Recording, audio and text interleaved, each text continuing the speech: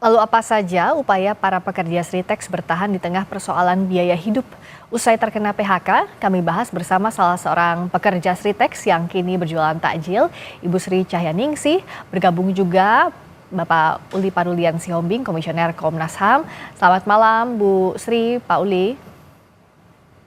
Selamat malam Mbak, terima kasih. Terima kasih, saya ke Bu Sri dulu. Bu Sri, jadi yang saat ini dilakukan untuk bertahan hidup seperti apa? Ibu sekarang jualan takjil, betul ya?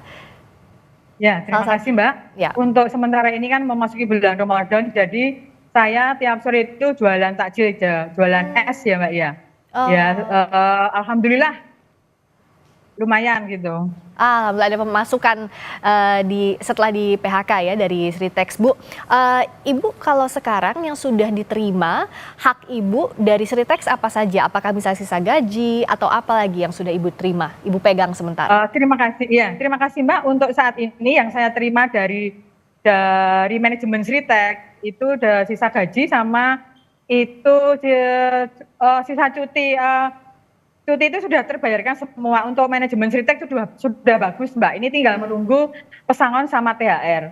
Untuk hak-hak dari PT Sritex sudah terbayarkan. Untuk sisa gaji juga kemarin itu cuti itu juga sudah terbayarkan selama 12 hari. Jadi 1 tahun ini ada 12 hari itu sudah terbayarkan.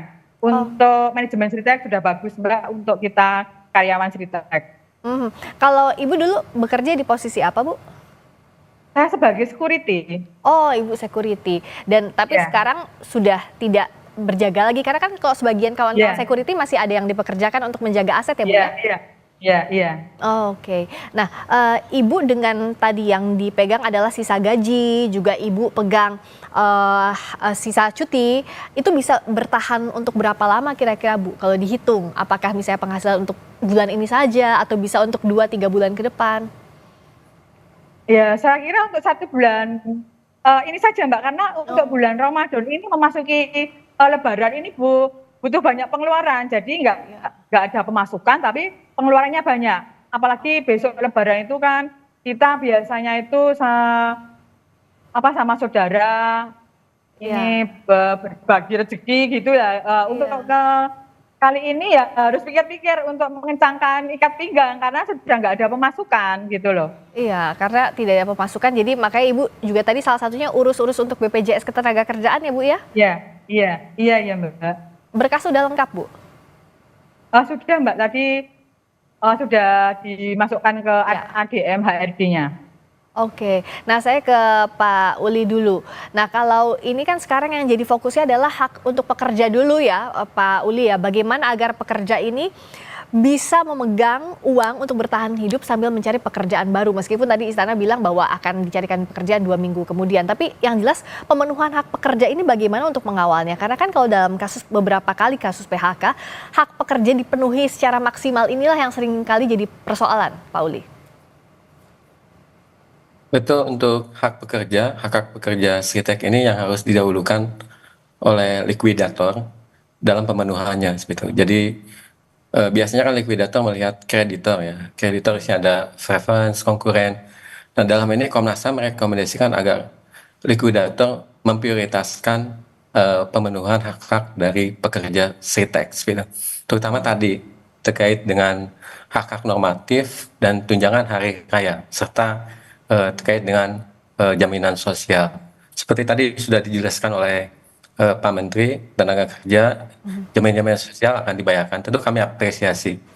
Tetapi memang yang paling urgent sekarang ini adalah terkait hak-hak normatif dan juga terkait dengan tunjangan hari raya. Yang itu dibutuhkan. Begitu juga terkait dengan kalau memang sisa gaji yang belum dibayarkan, bulan Februari harus segera dibayarkan. Begitu juga tentang pesangon, itu juga harus dibayar. Pesangon dalam ini tentu sesuai dengan masa kerja ya, ada penghargaan dan segala macam. Itu yang layak pesangonnya. Kalau dari kasus Sritex ini kan jadi perhatian dan pemerintah juga sudah berkali-kali menegaskan akan diselesaikan begitu ya Pak Uli. Tapi sebenarnya dalam prosesnya birokrasinya seringkali ada hambatan atau tidak? Terutama untuk kurator lah ya, yang saat ini wewenang untuk pesangon dan THR kan ada di kurator. Betul. Jadi kurator ini kan, mempunyai tugas untuk likuidasi aset-aset Ya. dari PT SIP, terutama mengelola, aset-asetnya. Sehingga itu tadi, bisa dipenuhi, hak-hak dari pekerja. Tapi di samping yang lain juga kan ada kreditor. Nah, kreditor ini ada yang paling utama, preference. Nah, itu kalau menurut saya dalam kondisi sekarang ini, hak-hak pekerja terlebih dahulu yang didahulukan, karena mereka kan sudah lama bekerja seperti di PT Sritex itu. Ya. Dan kreditor itu kan mungkin banyak ya seperti itu. Tentu itu, jadi nomor 2. Tapi yang paling pertama Komnas HAM meminta agar pemenuhan hak-hak dari pekerjanya seperti itu. Mhm. Kalau dari Bu Sri sudah dengar belum? Tadi kan di istana ada rapat pemerintah, katanya 2 minggu kemudian kemungkinan besar akan dipekerjakan kembali. Nah, tapi secara detailnya memang belum disampaikan. Kalau harapan dari Ibu dan kawan-kawan sudah mendengar soal hal ini? Ya, terima kasih Mbak. Tadi sudah mendengar untuk konferensi pers tadi. Dan saya berharap ini tidak hanya diusahakan, tapi diupayakan untuk segera, Mbak. Kalau diusahakan itu kan saya kira itu kan masih ngambang ya. Iya. Kita ini berharap banget, jangan ada PHP lagi kan. Kita ini sudah bekerja lama di Sritek. Jadi untuk usia kita kan juga seperti saya sudah lebih dari 50 tahun. Nanti apakah masih bisa gitu loh. Jadi saya mewakili rekan-rekan Sritek untuk usia yang lebih dari 50 tahun atau yang sudah tidak produktif lagi, itu bisa diupayakan untuk diprioritaskan tanpa syarat gitu loh. Dan saya juga memohon untuk semoga untuk 2 minggu lagi ini tidak yang pasti gitu loh. Jadi kita tidak di PHP. Oh ini diusahakan. Nah, saya juga terima kasih sekali dengan Bapak Presiden Prabowo, juga dengan dinas terkait semua, dengan pemerintah juga terima kasih sudah diperhatikan untuk karyawan Sritek ini. Makanya saya ini juga masih berharap untuk bisa bekerja lagi gitu Mbak. Terima kasih. Oke. Nah, Ibu tadi sudah mengurus juga ya Bu ya, di tengah kita menunggu ya harapan pemerintah itu kan 2 minggu lagi dipekerjakan. Tapi kalau untuk berkas-berkas BPJS Ketenagakerjaan, Ibu tadi ikut ngurus juga Bu? Iya Mbak, saya sudah mengurus untuk berkas-berkas BPJS Ketenagakerjaan, sudah dimasukkan ke administrasi di PT Sritek. Oh, kawan-kawan lain juga sudah Bu? Sudah tadi, kayaknya banyak sekali untuk hari ini. Mungkin yang rumahnya jauh bisa sekalian mudik, jadi tidak bolak-balik gitu loh Mbak. Iya, jadi sekalian ya yang jaraknya jauh ke sana. Tapi kalau dalam proses Ya. urusnya ada kesulitan atau tidak Bu yang Ibu rasakan? Tidak ada. Saya kira mudah. Ya, jadi urus berkasnya lancar itu ya kabar baiknya. Ya, Tapi masih menunggu ya, kapan lancar, cairnya ya. ya Bu ya untuk JKP, Ya, jaminan kita- kehilangan pekerjaan. Tidak harus segera cair hari ini, kan butuh proses ya Mbak ya. Betul. Nah itu yang ditunggu untuk JKP, jaminan kehilangan pekerjaan dan juga jaminan hari tuanya. Nah kalau Pak Ya. Uli melihat langkah pemerintah tadi dikatakan bahwa 2 minggu kemudian akan ada investor baru, peluangnya adalah menyewakan aset sehingga bisa dipekerjakan kembali karyawan Sritex. Tapi kan kita tidak tahu ya apakah semuanya bisa langsung atau ada kriteria tertentu. Nah, apa yang sebenarnya harus jadi concern pemerintah soal ini, Pak Uli? Baik, terkait dengan skema yang sudah ada yang di pemerintah, ada jangka waktu terutama untuk pencairan terkait JHT, JKP ya, dan juga terkait dengan nanti pembayaran terkait pesangon dan juga jaminan sosial lainnya, terutama tunjangan hari raya.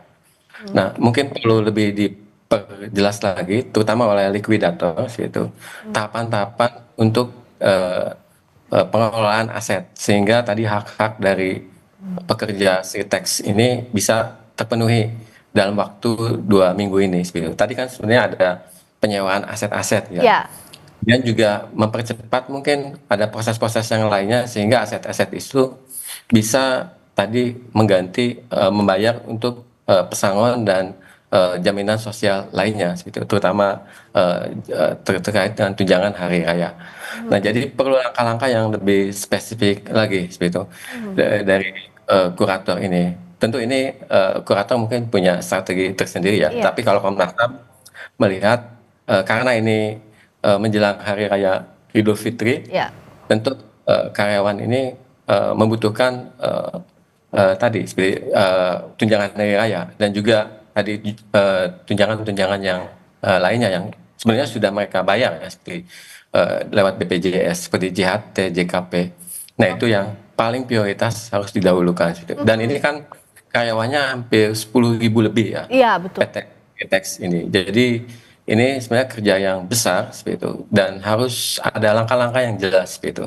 Jangan sampai kalau kami kan Komnas HAM sering menerima pengaduan terkait dengan PHK. Jadi ada proses yang berlarut-larut, terutama ketika perusahaannya itu jatuh pilot dan dinyatakan oleh pilot berdasarkan putusan pengadilan, terutama dalam pengelolaan aset.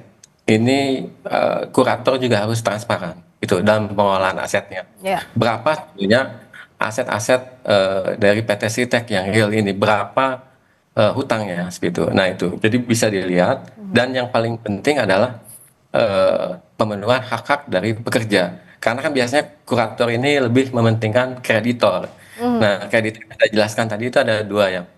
Kreditor yang paling utama dan kreditor konkuren. Nah itu. Ya. Nah tentu di sini dalam kondisi seperti ini hak-hak pekerja paling utama yang harus didahulukan. Begitu. Iya, kalau teman-teman Bu Sri yang lain, seperti tadi kan sudah dijelaskan detail oleh Pak Uli, hak-hak pekerja inilah yang harus dikawal. Tapi teman-teman Ibu lain ada cerita nggak Bu, bagaimana bertahan hidup dengan sisa gaji yang ada atau sisa cuti yang masih dipegang? Terima kasih Mbak.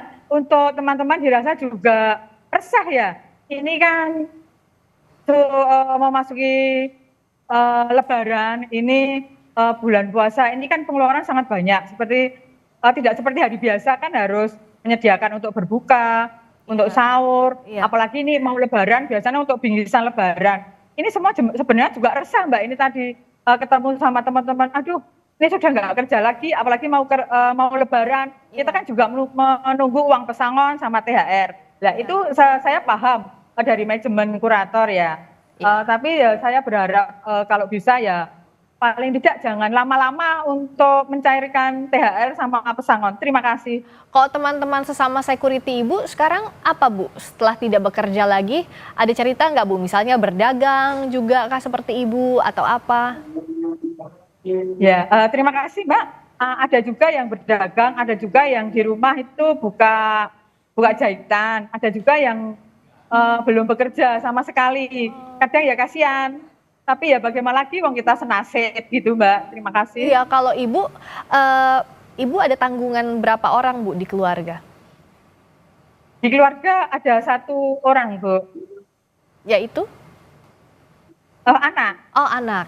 Jadi Ibu menanggung hidup anak. Jadi itulah yang Ibu berusaha. Kenapa akhirnya jualan dulu sementara ya Bu ya, sambil nunggu pesangon dan lain-lain. Ya karena kan ini timpang, ekonomi timpang kan biasanya yang bekerja 2 orang, saya sama suami lah. Ini saya sudah nggak kerja, otomatis ekonominya timpang. Kita harus mengencangkan ikat pinggang untuk kebutuhan sehari-hari. Iya, saya ke Komnas HAM ingin tahu perspektif ya kan begini. Untuk PHK di sektor padat karya ini sering terjadi. Tapi sebenarnya apa sih sebenarnya yang saat ini harus jadi perhatian negara, Pak Uli? Sektor padat karya memang saat ini terutama industri tekstil besar sekali ya PHK-nya. Kalau di Komnas HAM sendiri kami menerima 67 kali aduan tahun 2024 ini.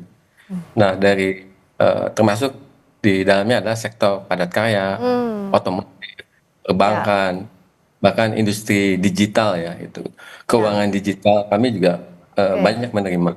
Dan ada 19 yang kelompok kerja seperti itu. Biasanya serikat kerja seperti Sritek ini kan ribuan. Yang diterima Komnas sendiri rata-rata PHK massal seperti itu. Ada yang individu juga.